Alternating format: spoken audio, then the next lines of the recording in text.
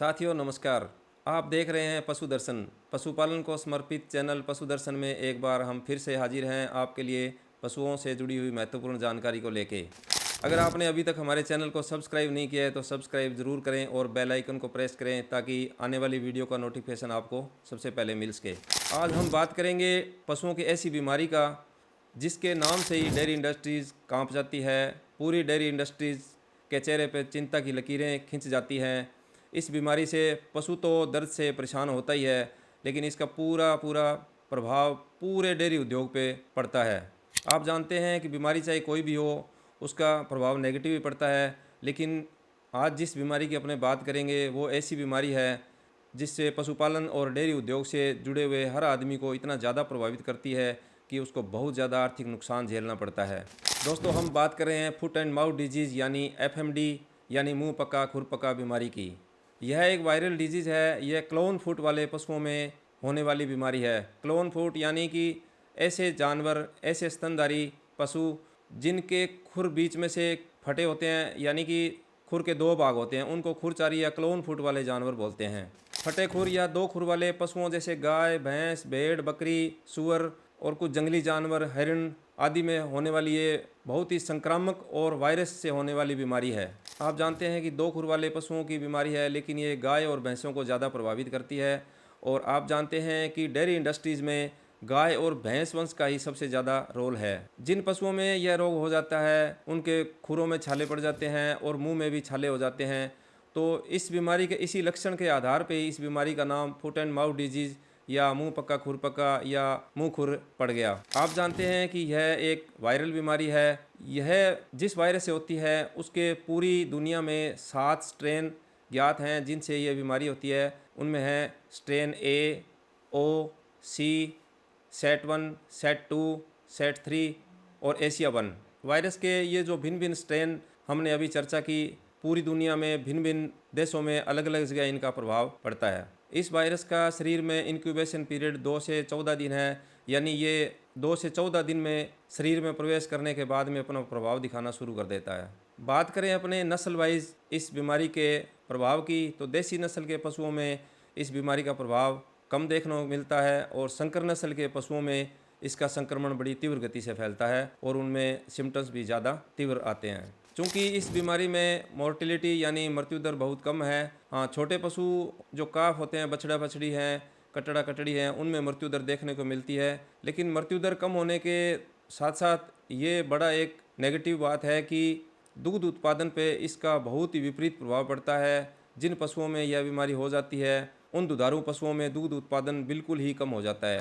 अब हम बात करें कि इस रोग का फैलाव या संक्रमण या एक पशु से दूसरे पशु में इस रोग का फैलाव कैसे होता है। रोगी पशुओं का जो चारा या दाना या उनके जो बर्तन जो चारे दाने में अपने काम में लेते हैं, उनमें अगर स्वस्थ पशुओं को अपने चारा दाना डाल देते हैं तो संक्रमण की संभावना बढ़ जाती है। दूसरा कारण इसमें यह रहता है कि रोगी क्षेत्र से अगर पशुओं का ट्रांसपोर्टेशन किया जा रहा है तो वो पशु भी दूसरे एरिया में संक्रमण बढ़ाने में अपनी भूमिका अदा करता है।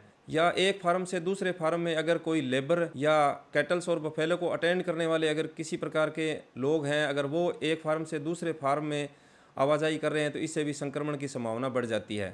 इस बीमारी का यानी इसके वायरस का संक्रमण गोबर और पेशाब से भी हो सकता है। जो गवाले होते हैं उनसे संक्रमण हो जाता है। फार्म के अंदर साफ सफाई नहीं रखने की वजह से भी इसकी संक्रामकता को बढ़ाने में मदद मिलती है। इसके साथ साथ इस वायरस का संक्रमण हवा के माध्यम से भी होता है। अब बात करें इस रोग के लक्षण क्या क्या होते हैं। इसमें बहुत तेज़ बुखार आता है, यानी 105 से 160 डिग्री फ़ारेनहाइट तक गाय भैंस में बुखार आ जाता है। पशु के चलने फिरने में दिक्कत होती है, वो लंगड़ा के चलता है। उसके खुरों में छाले हो जाते हैं, उसके मुंह में छाले हो जाते हैं, उसको खाने पीने में बड़ी तकलीफ़ रहती है, सांस लेने में भी तकलीफ़ रहती है।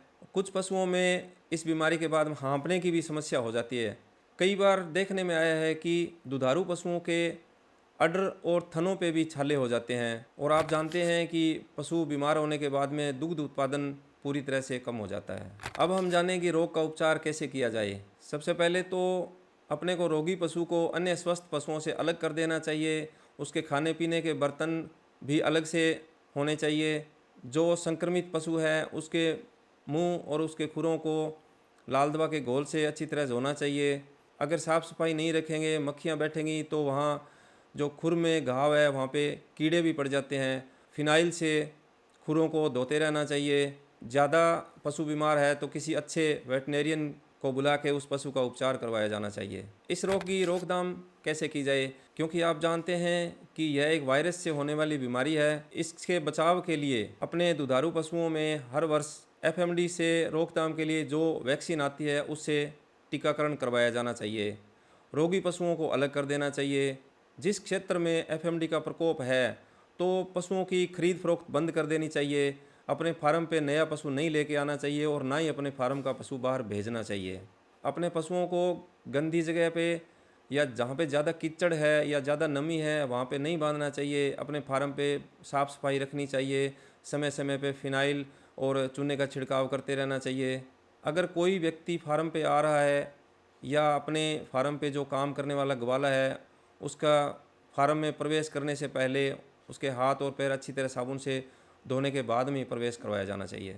अगर आपके क्षेत्र में कोई पशु आपको लगता है कि इसमें एफएमडी के लक्षण आ रहे हैं तो तुरंत किसी पशु चिकित्सक को सूचना देनी चाहिए। फार्म में जहाँ जहाँ बीमार पशु की लार गिर रही है वहाँ पे फिनाइल से या चूने से उस जगह को साफ़ कर देना चाहिए ताकि वायरस का संक्रमण आगे ना बढ़े। जो पशु खेती के कार्य में काम आते हैं उनके काम करने की क्षमता भी कम हो जाती है क्योंकि वो कमज़ोर हो जाते हैं। मांस उत्पादन पे भी प्रतिकूल प्रभाव पड़ता है। कभी कभी इस बीमारी से पशुओं की मृत्यु भी हो जाती है जिससे पशुपालक को बहुत बड़ा आर्थिक नुकसान होता है। इसलिए पशुपालकों को अन्य बीमारियों की तरह इस बीमारी के लिए भी पूरा जागरूक और सावचेत रहना चाहिए और समय समय पे पशुओं की देखभाल करते रहना चाहिए ताकि इस तरह के अगर कोई लक्षण प्रकट होते हैं तो वो तुरंत पशु चिकित्सक को दिखाए और उसका इलाज करवाए ताकि वो होने वाली आर्थिक हानि से बच सके। धन्यवाद।